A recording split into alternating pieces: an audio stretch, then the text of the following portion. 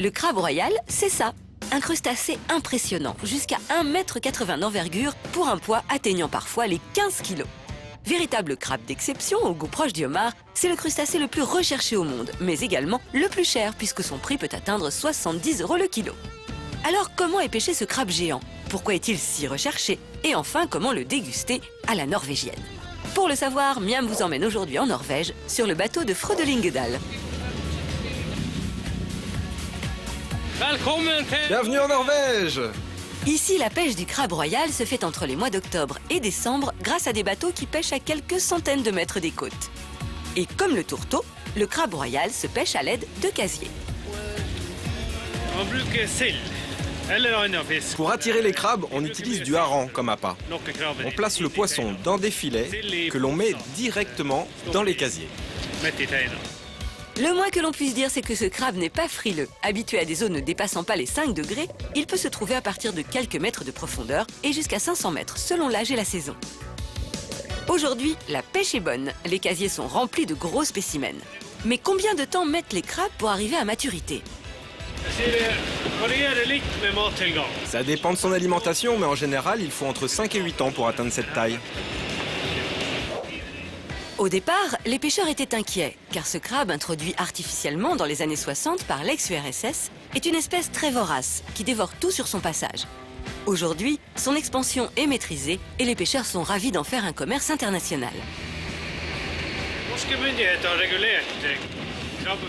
La Norvège a choisi une politique de développement durable. Du coup, la pêche du crabe est soumise à des quotas très stricts. Cette année, on peut pêcher 3000 kg par bateau. Voici la première explication de son prix élevé, les quotas de pêche très sévères.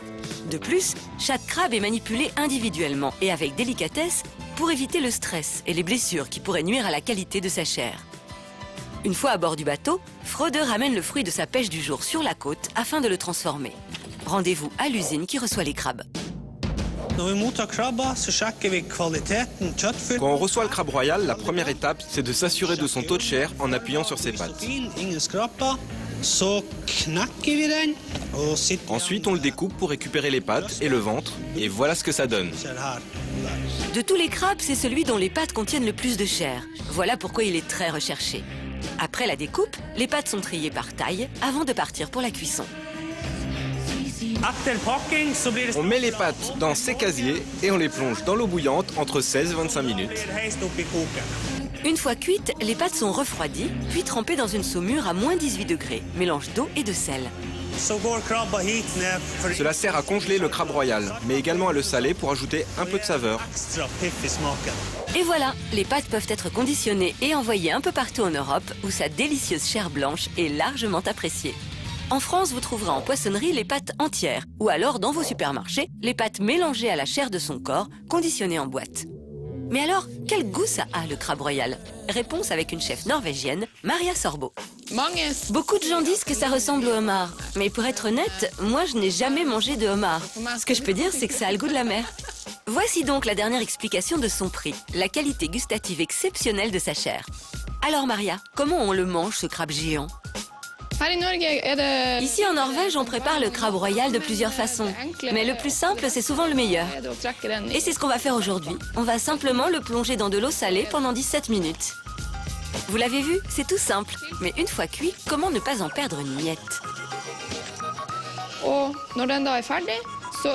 La carapace est molle, donc c'est très facile ensuite de la découper avec des ciseaux.